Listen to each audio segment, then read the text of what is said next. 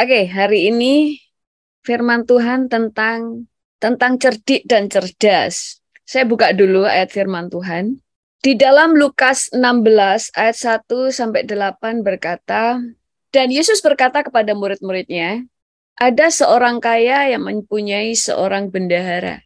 Kepadanya disampaikan tuduhan bahwa bendahara itu menghamburkan miliknya. Lalu ia memanggil bendahara itu dan berkata kepadanya, apakah yang kudengar tentang engkau? Berilah pertanggungan jawab atas urusanmu, sebab engkau tidak boleh lagi bekerja sebagai bendahara. Kata bendahara itu di dalam hatinya, apakah yang harus aku perbuat? Tuanku memecat aku dari jabatanku sebagai bendahara. Menyangkul aku tidak dapat, mengemis aku malu. Aku tahu apa yang akan aku perbuat, supaya apabila aku dipecat dari jabatanku sebagai bendahara, ada orang yang akan menampung aku di rumah mereka. Lalu ia memanggil seorang demi seorang yang berhutang kepada tuannya. Katanya kepada yang pertama, berapakah hutangmu pada tuanku? Jawab orang itu 100 tempayan minyak. Lalu katanya kepada orang itu, inilah surat hutangmu, duduklah dan buat surat hutang lain. Sekarang juga 50 tempayan. Kemudian ia berkata kepada yang kedua, dan berapakah hutangmu? Jawab orang itu, 100 pikul gandum. Katanya kepada orang itu, inilah surat hutangmu, buatlah surat hutang lain, 80 pikul. Lalu tuan itu memuji bendahara yang tidak jujur itu, karena ia telah bertindak cerdik. Sebab anak-anak dunia ini lebih cerdik terhadap sesamanya daripada anak-anak terang. Tentu kita semuanya sudah hafal ya cerita tentang bendahara yang tidak jujur ini. Tetapi sekarang saya penekanannya ada di ayat yang ke-8.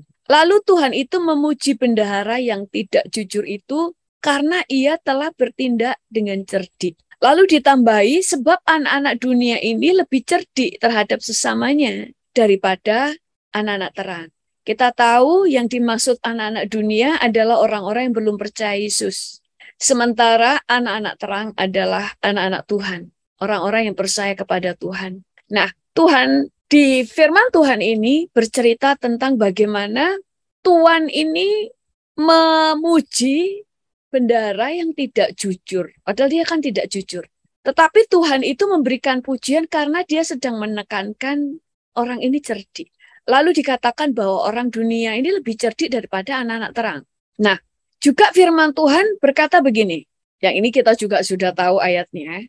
Lihat, aku mengutus kamu seperti domba di tengah-tengah serigala. Sebab itu hendaklah kamu cerdik seperti ular dan tulus seperti merpati. Tuhan itu memberi kita perintah supaya kita cerdik seperti ular dan tulus seperti merpati. Sampai tadi itu Tuhan itu menggambarkan, Tuhan menguji orang yang ini bendahara nggak jujur padahal ya, tapi Tuhan memberikan pujian karena bukan karena ketidakjujurannya, tapi karena kecerdikannya. Kita mulai melihat di sini, Tuhan itu mau menunjukkan kepada kita semuanya, selama kamu ada di bumi, engkau itu ada di tengah-tengah serigala yang siap untuk menerkam kamu. Bahkan kalau di terjemahan isi Bible dikatakan bahwa kita itu, Yesus, saya baca aja ya, nggak ada di sini. Yesus melanjutkan dengan mengatakan kepada muridnya, dengarkanlah baik-baik, aku mengirimmu di tengah orang-orang yang ingin membunuhmu. Kamu akan menjadi seperti domba di antara binatang buas. Kamu harus berhati-hati seperti ular, dan kamu juga harus tulus seperti merpati. Berarti kita ini di dalam hidup, seringkali orang Kristen itu gagal di dalam hidupnya, bukan kurang doa, bukan karena peperangan rohani, tetapi hanya karena kurang cerdik, kurang cerdas. Makanya cerdik dan tulus itu adalah perintah. Tetapi cerdik dan tulus ini tidak bisa dipisahkan. Supaya kita, karena tadi firman Tuhan katakan, aku mengutus kamu seperti domba di tengah-tengah serigala. Kita ini tahu bahwa Tuhan itu memberikan kita gambaran bukan hanya seperti sebagai domba. Tuhan melambangkan kita seperti Raja Wali. Tuhan juga menggambarkan kita seperti singa. Seharusnya kalau Tuhan kirimkan kita di tengah-tengah serigala, kenapa Tuhan tidak mengirimkan kita sebagai singa? Kenapa Tuhan tidak mengirimkan kita sebagai Raja Wali? Karena kalau sebagai Raja Wali, waktu di tengah-tengah serigala, pada waktu dia mau menerkam, Raja Wali bisa terbang. Atau kalau singa, dia bisa melawan. Tapi ini justru anehnya, di tengah-tengah serigala, kok malah Tuhan itu mengutus kita sebagai domba. Jelas domba itu tidak punya tanduk untuk melawan. Domba itu tidak punya kekuatan untuk melawan. Nah, itu sebabnya Tuhan itu memberikan itu begini. Kamu memang nggak bisa melawan, tapi kamu bisa menghindari kejahatan demi kejahatan dengan kecerdikan. Makanya tadi dikatakan di bahasa isi Bible, juga di terjemahan yang lain dikatakan, kamu harus berhati-hati seperti ular. Nah, cerdik di sini, di beberapa terjemahan, itu diterjemahkan sebagai berhati-hati, diartikan sebagai bijak, licik, dan cerdas. Jadi, selama kamu masih di bumi, kamu harus tahu pentingnya cerdik. Karena yang kita hadapi ini tidak semuanya domba. Yang kita hadapi itu adalah orang-orang yang selalu siap untuk menjegal kamu, untuk membunuh kamu, untuk menghabisi kamu, dan sebagainya. Tidak semua orang tulus seperti kita diajar untuk tulus. Tuhan juga mengajar kita untuk tulus. Tulus artinya begini, tidak ada motivasi atau niatan jahat pun di hati kita. Walaupun kita cerdik seperti ular, tapi tidak ada sifat jahat di hati kita.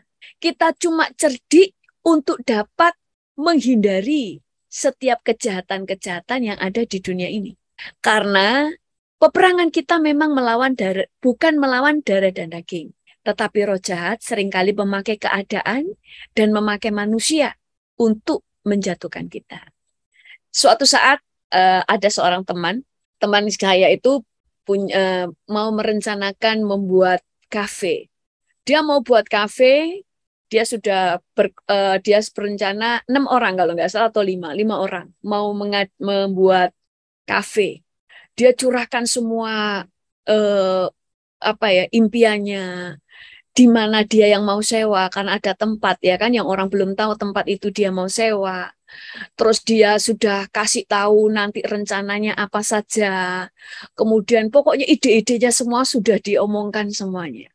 Nah, kan mereka belum tentu join kan. Dia sudah kasih tahu. Terus ada yang tanya bagaimana caranya, nanti ininya pakai apa. Dikasih tahu semuanya.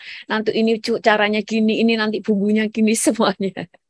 Dan tahu, ternyata salah satu temennya membuka kafe itu di tempat yang dia mau sewa, dan dia jualannya persis seperti yang orang ini katakan. Sehingga orang ini dia sangat kecewa, kaget. Sehingga dia harus punya planning baru. Karena tadinya dia sudah incar nih tempat ini. Dan dia sudah rancangkan nanti akan dibuat begini, dibuat begitu, apa saja yang dia mau jual. Semuanya sudah matang. Lalu diceritakan kepada temannya. Dan ternyata temannya, dia itu bercerita dengan tulus. Dan ternyata dia tidak tahu, tidak semua orang tulus seperti dia. Dan ternyata orang itu diam-diam lalu menyewa toko yang dia sedang incar, karena orang ini sedang masih mau kumpulin dana untuk orang-orang mungkin yang mau join supaya dia bisa sewa itu, dia yang akan kelola ya kan, dan teman-temannya bisa join. Ternyata orang lain telah mendahulunya. Kadang-kadang memang kalau karena kita ini anak Tuhan, kita itu bisa bersyukur bahwa segala sesuatu yang dirancang iblis untuk kejahatan, Tuhan itu bisa mengubahnya menjadi kebaikan. Itu betul. Tetapi sebenarnya kadang-kadang ada banyak hal yang tidak perlu terjadi. Seringkali ada hal-hal yang kegagalan atau masalah di dalam hidup kita, tidak semua karena pekerjaan iblis, tidak semuanya karena seizin Tuhan, tetapi seringkali karena seizin kita atau karena kebodohan kita sendiri. Itu sebabnya Tuhan itu di dalam Alkitab dibuka dengan gamblang. Kita tidak hanya hidup di dalam doa, Makanya cari kerajaan Allah dan kebenaran. Di dalam kebenaran itu kita diajar firman-Nya, hidup itu nggak cuma tulus tetapi cerdik. Cerdik itu perintah sampai Tuhan memuji orang yang nggak jujur. Bukan sedang memuji ketidakjujurannya, tetapi sebenarnya sedang menegur kita. Kalian itu orang benar, tetapi nggak cerdik. Makanya kamu kalah dengan orang dunia. Itu yang sebenarnya pesan Tuhan yang terkandung di dalam cerita seorang bendahara yang tidak jujur. Makanya disebut dengan jelas bendahara yang tidak jujur. Tetapi dari orang ini yang tidak jujur ini, kamu harus belajar sesuatu dari dirinya. Cerdik. Berarti cerdik itu sangat penting bagi orang percaya selama kita masih hidup. Daud pada waktu ditangkap oleh orang Filistin, dia pura-pura gila. Dia cerdik. Dia tahu apa yang harus dia lakukan saat itu juga waktu dia ditangkap. Itu namanya cerdik. Karena kita hidup dalam peperangan. Makanya jangan cuma tulus. Itu sebabnya juga tulus disebutkan di belakang setelah cerdik. Karena Tuhan tahu orang Kristen akan selalu diajar tentang tulus. Padahal Alkitab berkata, hendaklah kamu cerdik. Cerdik ditaruh di depan. Supaya engkau tahu, cerdik ini penting. Baru yang kedua, dan harus tulus seperti merpati. Karena yang kamu hadapi itu adalah serigala. Kamu harus tulus, kamu tidak punya niatan membunuh mereka, tidak berbuat jahat kepada mereka. Tetapi kamu juga harus cerdik, cerdas, bijaksana. Nah, kayak tadi teman saya yang kemudian akhirnya orang lain yang pegang, orang lain yang buat, sehingga dia terpaksa harus cari tempat lain dan harus cari ide yang baru. Karena idenya itu tadi adalah di tempat itu, karena di lingkungan itu sangat cocok untuk kafe dan sebagainya. Nah, seringkali kita itu di dalam kehidupan itu cuma tulus. Kalau cuma tulus, kita itu akan menjadi orang yang naif atau menjadi orang yang dibodohin orang. Makanya Alkitab berkata begini. Alkitab untuk berbicara tentang ular, itu firman Tuhan berkata gini. Adapun ular ialah yang paling cerdik dari segala binatang di darat yang dijadikan oleh Tuhan Allah. Jadi ular itu memang cerdik. Dia diciptakan cerdik. Kedua, di dalam 2 Korintus 3 ayat 3 berkata, tetapi aku takut kalau pikiran kamu disesatkan dari kesetiaan kamu yang sejati kepada Kristus. Sama seperti Hawa diperdayakan oleh ular itu dengan kelicikannya. Jadi ular itu satu cerdik, kedua licik. Makanya waktu Alkitab berkata, hendaklah kamu cerdik seperti ular dan tulus seperti merpati. Cerdik di sini ada firman Tuhan yang menerjemahkannya licik. Engkau harus licik seperti ular. Kenapa harus licik? Bukan nonton, tapi liciknya ini dengan ketulusan. Maksudnya gini, kamu harus tahu kelicikan ular sehingga kamu juga tahu cara berbelit-belitnya seperti mereka. Tapi tidak berbuat jahat seperti mereka. Makanya cerdik dan tulus tidak boleh dipisahkan. Kalau cuma tulus, kita akan bodoh. Hosea 7 ayat 11 berkata begini, Efraim telah menjadi merpati tolol. Tadi dikatakan bahwa kamu harus cerdik seperti ular dan tulus seperti merpati. Tapi kalau kamu cuma tulus tanpa cerdik, kamu menjadi orang tolol. Menjadi merpati yang tolol. Padahal Tuhan maunya kamu itu cerdik dan cerdas. Makanya kalau di gereja cuma diajar bagaimana berdoa, saudara akan menjadi orang rohani, tapi menjadi orang bodoh di dunia. Kecuali saudara benar-benar menjadi seorang pendoa sampai masuk dimensi ilahi, dengar suara Tuhan, saudara bisa taat dan sebagainya. Mungkin saudara nggak perlu cerdas. Tetapi sebenarnya di Alkitab, bukan tanpa alasan Tuhan itu menyuruh kita itu jadi cerdas. Di dalam Alkitab berkata, di dalam Amsal ya, banyak ayat ya, sorry. Orang cerdik bertindak dengan pengetahuan. Tetapi orang bebal membeberkan kebodohannya. Tadi Tuhan berkata kamu harus cerdik. Lalu di Amsal berkata orang cerdik bertindak dengan pengetahuan. Makanya di khotbah saya lebih tekankan jadi orang Kristen. Kita penuh doa, kita penuh urapan, tapi otak kita juga dipakai. Kita jadi orang yang cerdas. Kita juga menjadi orang yang cerdik. Orang cerdik itu artinya dia tahu permainannya orang dunia. Dan kamu tahu bagaimana bermain cantik. Seperti orang bermain catur. Saudara tahu permainan musuh. Dan saudara tahu bagaimana melawan permainan mereka. Jadi sekali lagi cerdik dan tulus itu perintah. Makanya bukan tanpa alasan kenapa Musa sebelum dipanggil Tuhan, dia harus ada di Mesir. Selama 40 tahun mengalami didikannya Mesir. Karena Tuhan gak cuma butuh orang yang diurapi, tapi dia juga butuh seorang yang cerdas. Karena cerdas itu penting. Makanya Tuhan sampai memberikan Salomo kecerdasan, hikmat melebihi semua orang di seluruh dunia. Karena orang cerdas itu penting. Karena hikmat itu penting. Pengetahuan itu penting. Hanya saja Salomo jatuh karena kekayaannya, karena perempuan. Nah, kita mulai melihat kalau Tuhan saja sampai memberikan hikmat seperti itu kepada Salomo, karena sebenarnya Tuhan butuh kita itu punya hikmat di dalam hidup. Tuhan memanggil Saulus pada waktu untuk dipakai Tuhan, dan Saulus adalah orang yang cerdas. Sehingga Saulus kemudian bisa dipakai Tuhan bertemu raja-raja dan para kaisar. Cerdas dan cerdik. Kenapa presiden di Indonesia sekarang presiden yang hebat?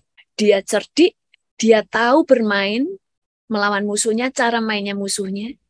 Dia tahu cara berkelit, berbelok-belok seperti musuhnya. Tapi dia juga tulus. Tulusnya apa? Benar-benar ingin melihat bangsa ini maju. Ingin benar-benar melihat orang-orang miskin dimerdekakan dari kemiskinannya. Sama dengan hidup kita. Banyak rumah tangga hancur karena gak punya pengetahuan dan tidak cerdik di dalam kehidupan. Makanya Alkitab Amsal kenapa ditulis? Dan di dalam Amsal 1 itu ditulis dengan jelas alasan kitab Amsal itu ditulis. Ini firman Tuhan berkata begini. Sekali lagi ya, orang cerdik bertindak dengan pengetahuan. Tetapi orang bebal membeberkan kebodohan. Mengerti jalannya sendiri adalah hikmat orang cerdik. Tetapi orang bebal ditipu oleh kebodohannya. Orang berhikmat itu mengerti jalannya. Mengerti jalannya sendiri. Tapi orang bebal ditipu oleh kebodohannya. Makanya Alkitab itu mengajar kita itu nggak cuma hidup di dalam pengurapan, hidup di dalam doa, tetapi kita juga harus melatih otak kita. Karena kita ini hidup nggak cuma roh, jiwa, dan tubuh. Makanya kita juga perlu membangun jiwa kita seperti yang Alkitab tulis. Makanya kalau Bapak Ibu dengar khotbah saya juga, di Alkitab firman Tuhan selalu diajar pakai akal budi. Akal budi. Akal budi. Banyak pernikahan-pernikahan goncang karena suami atau istrinya bodoh. Itu sebabnya Tuhan sendiri kalau kita hidup hanya dengan doa, Tuhan tidak perlu menulis pakai akal budi. Saya ada khotbah saya tentang akal budi. Makanya orang Kristen harus cerdas. Kenapa orang Yahudi dikatakan menjadi orang nomor 1? Mereka tahu pentingnya cerdas. Mereka tahu pentingnya mengandalkan Tuhan. Mereka juga tahu arti pengetahuan. Mereka juga tahu mengerti tentang urapan. Kelemahan mereka cuma satu, mereka tidak kenal Yesus. Tapi mereka menyembah Allah yang benar juga, sama seperti kita, Allah Yehova. Kalau kita memang tidak bisa langsung pada Bapa karena kita orang asing, kita orang kafir, kita ini bukan dari keturunan Israel, kita bukan keturunan Yahudi, tapi orang Yahudi bisa. Tetapi walaupun mereka adalah anak perjanjian, mereka tahu Alkitab yang berkata mereka harus cerdas, Mereka harus berpengetahuan. Makanya di gereja itu harus diajar banyak hal untuk melatih, untuk membuat kita menjadi orang Kristen yang cerdas, berpengetahuan luas. Alkitab itu sampai berkata begini, Amsal, alasan Amsal ditulis. Amsal Salomo bin Daud, Raja Israel, untuk mengetahui hikmat dan didikan. Jadi Amsal Salomo itu adalah untuk mengetahui hikmat dan didikan. Untuk mengerti kata-kata yang bermakna. Untuk menerima didikan yang menjadikan pandai. Serta kebenaran, keadilan, dan kejujuran. Untuk memberikan kecerdasan kepada orang yang tidak berpengalaman. Dan pengetahuan serta kebijaksanaan kepada orang muda. Baiklah orang bijak mendengar dan menambah ilmu, dan baiklah orang yang berpengetahuan memperoleh bahan pertimbangan untuk mengerti amsal dan ibarat, perkataan dan teka-teki orang bijak. Takut akan Tuhan adalah permulaan pengetahuan, tetapi orang bodoh menghina hikmat dan didikan. Jadi amsal itu ditulis supaya kita mengetahui hikmat dan didikan.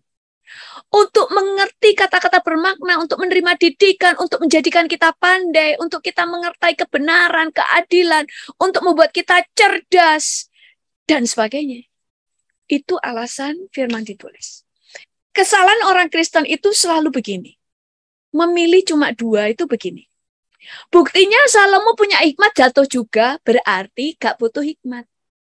Buktinya orang kaya itu susah masuk surga, jadi nggak usah kaya. Ini otak yang bodoh. Kenapa nggak pegang dua-duanya? Kita harus belajar kenapa Salomo biasa berhasil dalam segala hal, karena Tuhan kasih hikmat. Berarti hikmat penting. Tetapi hikmat saja tanpa takut akan Tuhan bisa jatuh. Jadi saya harus punya hikmat, saya juga harus punya takut akan Tuhan.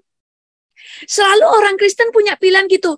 Kamu mau kaya tapi meninggalkan Tuhan, atau miskin tetapi masuk surga?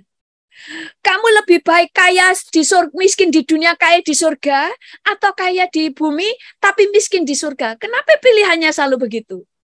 Itu pikiran orang bodoh. Supaya mau nggak mau, kamu harus memilih yang sebenarnya Tuhan nggak kasih pilihan seperti itu. Kamu harus bisa, makanya saya selalu katakan, baca firman dengan utuh supaya kita tahu persis apa sih yang Tuhan mau kasih. Tuhan mau kamu berjalan dengan urapan, Tuhan mau kamu berjalan dengan hikmat, kamu juga tahu bagaimana berjalan dengan akal budi, otak juga harus dipakai, kamu juga cerdas, kamu juga cerdik. Makanya hidup kamu jadi berkualitas. Buddha berkualitas, tidak gampang dijatuhkan, tidak rapuh, karena engkau mengandalkan Tuhan. Tapi otakmu juga bernilai. Orang dunia juga bisa melihat nilaimu. Karena kamu cerdas. Kamu punya keahlian. Kamu punya kemampuan. Makanya Alkitab berkata begini. Hai orang yang tak berpengalaman, tuntutlah kecerdasan. Hai orang bebal, mengertilah dalam hatimu. Hai orang cerdas, tidak berpengalaman, tuntutlah kecerdasan. Ini perintah Tuhan. Tuntutlah kecerdasan. Makanya ada orang tanya begini, kapan hari? Pastor, saya itu banyak orang Kristen sudah berdoa. Orang dunia itu nggak berdoa, tidak percaya Yesus. Tapi mereka seringkali lebih berhasil daripada kita, padahal kita berdoa. Saya katakan karena banyak orang Kristen berdoa, tapi jadi orang yang bodoh. Contoh, misalnya ada orang kerja di Amerika, berdoa. Doa itu untuk membuka peluang. Tuhan, aku butuh pekerjaan. Semua peluang dibuka. Tapi saudara nggak bisa bahasa Inggris. Saudara menggagalkan semuanya. Tuhan sudah buka. Saudara tidak bisa. Karena saudara tidak mengembangkan keahlian saudara. Saudara tidak tahu. Cerdas penting, pengetahuan penting. Tapi kan Tuhan bisa membuat mujizat. Tiba-tiba saya berbahasa Inggris. Bisa. Tapi seringkali Tuhan tidak mau. Kenapa kok Tuhan tidak mau? Karena yang Tuhan tuntut kepada kita tuh jadi pelaku firman. Kalau Tuhan katakan tuntutlah kecerdasan, berarti kamu harus lakukan. Kalau semuanya Tuhan lakukan mujizat, kamu tidak akan jadi pelaku firman. Kalau Tuhan katakan perlu pengetahuan, tapi kamu tidak cari pengetahuan, semuanya Tuhan kasih langsung di otak kita, kamu nggak jadi pelaku firman. Alkitab ditutup aja, buang, kita tinggal berdoa. Dan Tuhan mengerjakan semua yang perlu dimasukkan otak kita. maka Tuhan menentang firman-Nya sendiri. Nah, kemudian Alkitab juga berkata begini, banyak ayat ya. Saya itu suka kalau baca firman Tuhan, ayat-ayat itu saya suka. Semuanya itu jelas bagi yang cerdas, lurus bagi yang berpengetahuan. Jadi segala perkara itu jelas bagi orang yang cerdas, lurus bagi yang berpengetahuan. Terimalah didikanku lebih daripada perak, dan pengetahuan lebih daripada emas pilihan. Karena hikmat lebih berharga daripada permata. Apapun yang diinginkan orang tidak dapat menyamainya. Aku hikmat tinggal bersama-sama dengan kecerdasan, dan aku mendapat pengetahuan. Dan aku mendapat pengetahuan dan kebijaksanaan. Jadi segala perkara di hadapan orang cerdas itu semua terlihat jelas. Semuanya terlihat lurus. Tapi bagi orang yang tidak cerdas dan tidak punya pengetahuan, segala sesuatu misteri, segala sesuatu tersembunyi, buta. Makanya orang bodoh bisa dibodohin atau dimanfaatkan orang pintar. Kenapa sih Indonesia susah majunya? Karena banyak orang bodoh. Di Amerika itu sekolah gratis. Segala sesuatu mudah. Makanya mereka semuanya cerdas. Kita lihat, kenapa di Indonesia banyak radikal? Mereka itu dibuat bodoh. Lihat, mereka kalau masuk di pondok-pondok pesantren, nggak semuanya ya, itu banyak yang HP mereka itu dihancurin. Supaya mereka tidak bisa tahu dunia luar. Kalau tidak tahu dunia luar, otak mereka gampang di brainwash. Tinggal dicekokin hal-hal berita yang hoax, semuanya yang sesat masuk. Makanya mereka dilarang melihat dunia luar. HP mereka dihancurin. Nggak disimpan loh, tapi dihancurin loh, dipukul, dipecahin. Supaya orang mereka itu nggak lihat. Karena kecerdasan penting. Makanya saya pernah sampaikan begini. Banyak orang Kristen itu peperangan rohani cuma taunya level roh. Padahal peperangan rohani harus level roh, jiwa, dan tubuh. Salah satu contoh. Kalau kamu mau memenangkan kota itu, ada sebuah kota misalnya, atau pulau, atau kota lah kecil dulu. Di situ itu kemiskinan, sangat miskin. Oke, saudara doleng lah, doa keliling, doa perangi, doa cabut semua kutuk kemiskinan, semuanya, roh kebodohan, semuanya dicabut dalam nama Tuhan Yesus. Semuanya merdeka deh, sudah dimenangkan. Terus saudara kasih makan. Dalam 2 tahun, dalam 5 tahun, tetap miskin. Karena peperangannya juga harus ke jiwa. Harus memenangkan mereka dengan apa? Beri pengetahuan, beri kecerdasan. Sehingga mereka tahu cara keluar dari kemiskinan. Makanya banyak pelayanan orang miskin memberikan sembako. Mereka datang karena untuk sembako. Kemudian pulang. Tidak ada perubahan. Makanya Tuhan mengajarkan cerdas. Sebagai orang Kristen yang cerdik, harusnya kita gabungkan tentang sifat orang Yahudi, bagaimana mereka kembangkan kecerdasan. Ditambah dengan kita hidup di dalam anugerah, percaya kepada Tuhan Yesus dan takut akan Allah. Maka kita menjadi orang yang powerful di dunia ini. Makanya kenapa Daniel juga itu cerdas. Nggak cuma penuh urapan. Makanya dampaknya lebih besar. Makanya orang Kristen itu selalu pilihannya milih pintar atau urapan. Ya urapan. Bodoh. Pilih dua-duanya. Pilih kaya atau masuk surga. Ya dua-duanya. Pilih berhasil di bumi atau di surga. Ya dua-duanya. Ngapain suruh milih? Kayak di orang dunia kan. Kalau ngasih pilihan. Kalau yang tanya jawab cepat itu loh. Kan sering kalau disuruh kan ini. Kamu milih anakmu yang nomor 1 atau kedua? Ya dua-duanya. Nggak boleh. Harus milih salah satu. Dipaksa milih salah satu. Itu orang dunia. Padahal Tuhan nggak kasih pilihan itu. Kita tuh mau yang baik semua pilihan. Itu yang Tuhan mau. Alkitab berkata begini. Raja, ini waktu ini tentang Daniel ya. Raja bercakap-cakap dengan mereka. Dan di antara mereka sekalian itu, tidak didapati yang setara dengan Daniel, Hanaya, Misael, dan Azaria. Maka bekerjalah mereka itu pada raja. Dalam tiap-tiap hal yang memerlukan kebijaksanaan dan pengertian, yang ditanyakan raja kepada mereka, didapatinya bahwa mereka 10 kali lebih cerdas daripada semua orang yang berilmu dan semua ahli jampi di seluruh kerajaan. Daniel ada di sana sampai tahun pertama pemerintahan Kores. Daniel dan teman-temannya itu cerdas. Bahkan 10 kali lebih cerdas. Kenapa? Karena untuk menghadapi orang dunia, gak cukup cuma urapan. Cerdas. Orang akan berpikir begini, dengan urapan kan kita cerdas sendiri. Kalau Tuhan mau, bisa. Tapi kadang Tuhan tidak bekerja seperti itu. Makanya Daniel itu adalah salah satu orang bangsawan. Orang-orang bangsawan itu mereka sudah terdidik, mereka sudah berpendidikan, mereka itu pinter. Makanya kalau kita baca, salah satunya itu adalah Daniel, adalah orang-orang yang berpengetahuan, orang-orang yang tahu tentang bahasa, tentang segala pengetahuan dan sebagainya. Salah satunya adalah Daniel. Makanya Tuhan bisa memakai Paulus dengan dahsyat. Selain dia diurapi, pertama, yang kedua, dia itu sudah punya mental pemenang. Sebelum ketemu Yesus, dia itu punya mental pemenang. Gak mau mundur sebelum apa yang dia mau raih dicapai. Dia harus mencapai apa yang dia mau raih. Kalau dia yakin itu benar, dia akan kerjakan. Makanya waktu dia berpikir membunuh orang Kristen itu benar, dia kerjakan mati-matian. Dia ini orang cerdas, dia cerdas, dia juga punya mental pemenang. Makanya waktu Tuhan pakai dia, gampang.